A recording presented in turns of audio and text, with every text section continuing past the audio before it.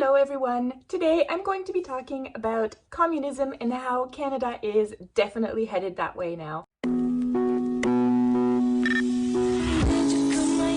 Really quick intro on communism and socialism. I've made a lot of videos, so feel free to go and look back in my collection so that you can find more videos about socialism and communism. But if this is your first time watching, I often say communism is the 400-year version of socialism. So this is according to Marx and Engels. This is not according to me. This is according to the Communist Manifesto. They said, hey, in order to get the communist state, you're going to have to go through a socialism for 400 years, roughly, counting, right? So then all we've had in the world to date is socialism. So a lot of people use socialism and communism interchangeably, and I do the exact same thing. That's what I'm going to do in this video today, and I'm going to call it communism because too many people think socialism is a good thing, so I'm going to stick with communism for now. It's very, very alarming out there to see just how much communism is being injected into our everyday life. So how do we know there's communism out there? Pretty easy. You don't have to understand economics. You don't have to have a degree in history or anything like that. All you need to do is look at your daily life, look at what's happening, because in a communist environment, what happens is the government becomes what we call big government. So big government, you've probably heard that word, means when the government has as much power as possible.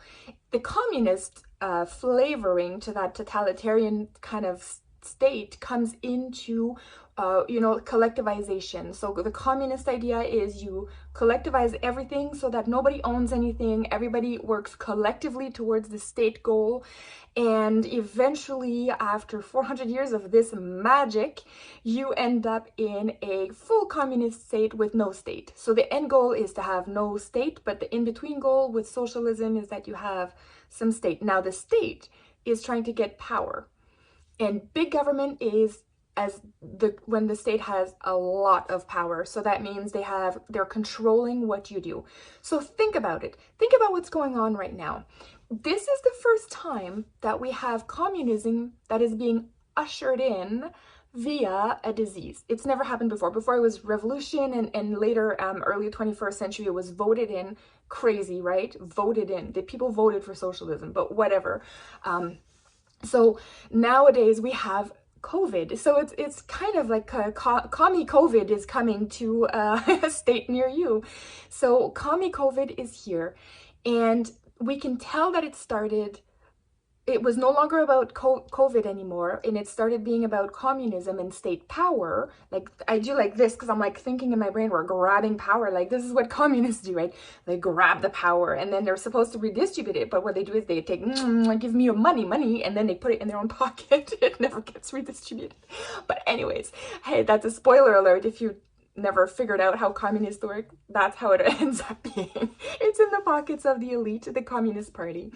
So anyways, CommiCovi is here, and it stopped being about COVID and started being about communism when we started talking about cases. So you've noticed, and I know a lot of people have started questioning that. It used to be, oh my God, there's this many deaths, this many deaths, this many deaths. This was like the first 4 or 5 months of this.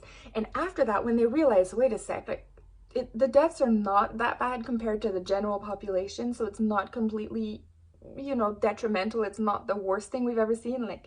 So what are we going to do? So this is where the communist governments of our world have stepped in and said, hey, why don't we just talk about cases? Let's panic the people with cases, because in order for the government to take your freedom away, take my freedom away, what they need some kind of a crisis. So normally a revolution is a crisis, but in this situation, or some kind of a financial crisis, right?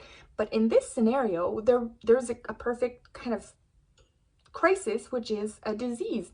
So even if they don't have the death count to go with it, they're like, we're gonna just use cases. And I know I say a lot. I've been like locked in with my teenage boys in the last 8 months, and which I love it. I love being at home with my kids, but my language is kind of like going to the gamer world with him, so I apologize for that. At least I'm not swearing, right? Let's look at it that way. So when with the communists here coming and using this COVID with the cases, they're using fear. Fear is what's going to allow them to take away your freedom. And think about it. Think about this last year. If somebody would have said to you, you won't be able to travel to Italy, Greece, whatever country, like insert blank country here, wherever you want to go, you would have been like, whatever, I can totally book a flight right now. And that was true at the time. But now there's restriction of movement, there is restriction of your bodily autonomy. So now we're being mandated to wear masks in many parts of the world.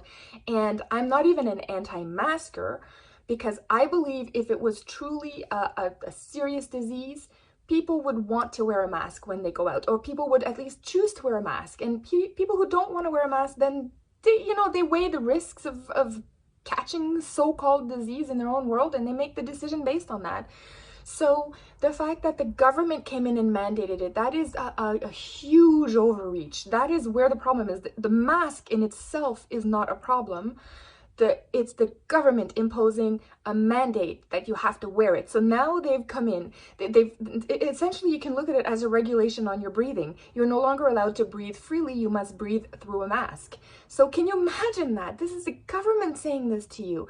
And I'm just thinking, what's it gonna take? Because when I go out in the world, I look at people and they're seeming to be okay with everything. I don't see much discontentment. I see excitement about the so-called vaccine coming up, which also worries me. I don't recognize this world, and I don't want to go down the communist. I don't want to seal our fate and go full communist in Canada either.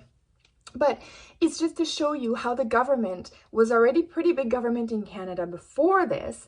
They have now blatantly used the CommiCovi to go in and take more of your freedoms. So you have freedom of restrictions on your freedom of movement, restrictions on your what you wear, your body. If the vaccine becomes mandatory, then there's going to be forcible medical intervention dictated by the state. Think about it that way. It's not, oh, the state is benevolent and they want everybody to be safe. It's your state is basically forcing you to go through a medical intervention that you don't want. That is what the communist state would do. We already have the restriction on our press. We can't print anything that's not mainstream narrative. So if you're reading, and this, I'm really sorry to have to tell you this, because I know there's a lot of super smart, nice people out there. But if you're watching CNN, if you're watching CBC up here in Canada, if you're watching CTV, any of the mainstream media, they have already been turned into propaganda arms of the government. And I know it sounds crazy to say that. I know a lot of you people who listen to this channel and channels like mine, you guys know this already, but it has been already taken over. It's already state-run media. So we have state-run media, which is exactly like it is in Soviet Union was.